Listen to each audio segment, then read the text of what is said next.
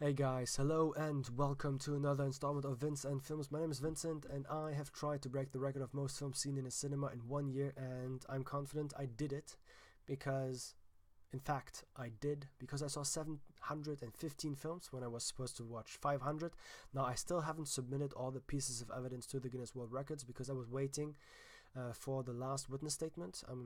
Because I have basically two people who went over everything, all the pictures, all the videos, all the witness statements, to see that everything was in order. Everything is not in order, most of it is, but there's some little tidbits of things that are not perfect, and we'll see how the Guinness reacts to that.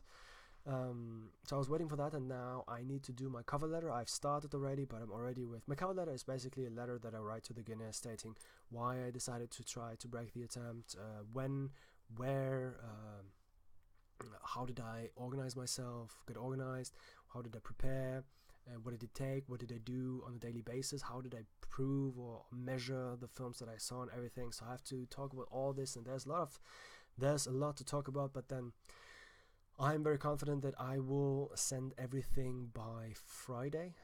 What I'm going to do is that I'm going to, because now I didn't have it through the record, I got it afterwards, which might have not have been the best idea, but I have a smartphone now. I didn't have anyone before I had this phone, which was a dumb phone, if you will. But now I am on Instagram. So I am on Instagram under Vincent Silver Wolf.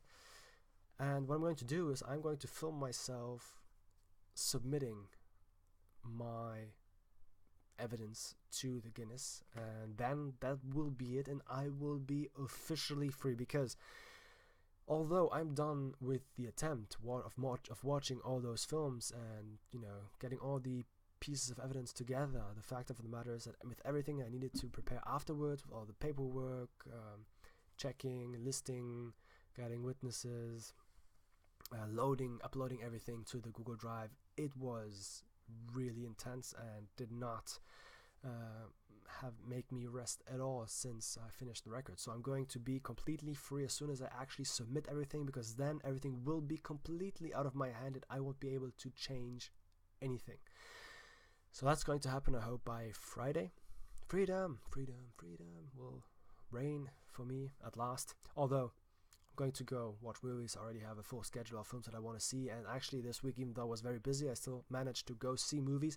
No new release, I'm sorry, didn't see any new release, but I'm going to catch up next week. I'm going to see some new film, especially the new one by Wes Anderson. But in the meantime, last week I saw great films, and the reason I didn't see new releases was because there were great old films at the Christine 21 with an Elia Kazan cycle. So I saw Streetcar Named Desire, East of Eden,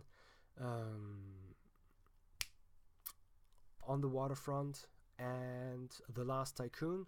And I'm still going to see tomorrow I'm going to see, well, it's not Elia Kazan, it's in another theater. I'm going to see Lawrence of Arabia, and I'm going to see America by Elia Kazan.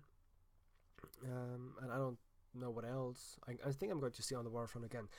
But one thing I'd like to talk about real quick is A Streetcar Named Desire. Now, I enjoy Marlon Brando a lot, and I really like A Streetcar Named Desire, although On the Waterfront is probably the better film in my opinion. It's just something that I prefer. But The Streetcar Named Desire is interesting because it's Marlon Brando's second feature film.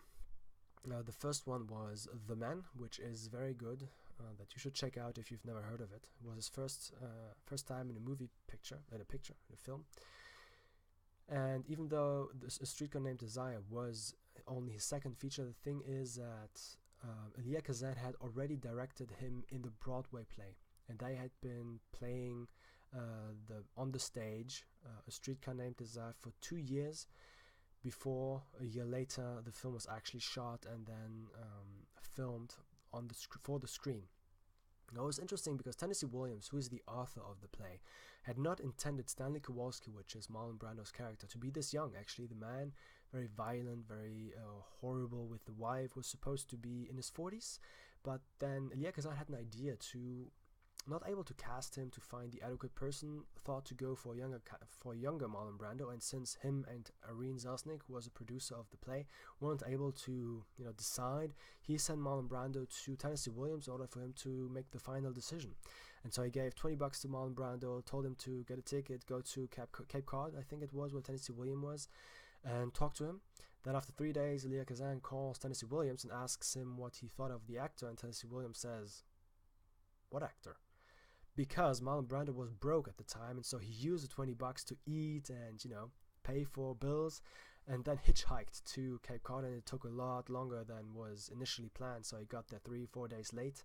But once he got there and talked to Tennessee Williams was completely convinced that the idea of having Marlon Brando, and especially having a young man, because Marlon was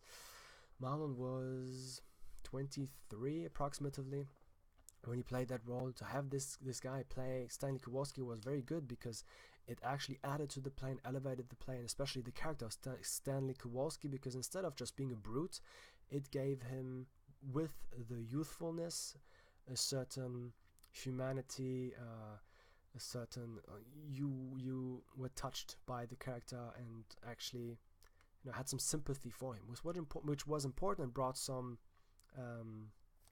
how do you call this? Some nuance to the film. It wasn't black and white, good and bad. It is much more complicated. And that's one of the reasons probably why the play worked so well. Anyway, the play went well for 2 years, and then they decided to make the film. And they brought Elia Kazan back to direct the film, and the original cast of the Broadway play, except for the actress that played Blanche, who was replaced by Vivien Leigh, who was actually playing Blanche in the London stage production. So she knew the role already, and then went on to play it on screen. And the film is awesome, so check it out if you have a chance. Really, it's well written, it is intense in the performances, it's raw, it's simple, and it's just Stella, hey Stella. Anyway, that being said, just check it out if you have a chance. Especially, I was lucky because I am lucky because I have these films playing in theaters not far from where I live, so I just have to take advantage of that. Anyway, so I'll talk more next week, and next week I will definitely be done with my record attempt. I'll only have to wait, and I'll be talking about more recent films. You have a good day or good evening. Thanks for tuning in. Salut!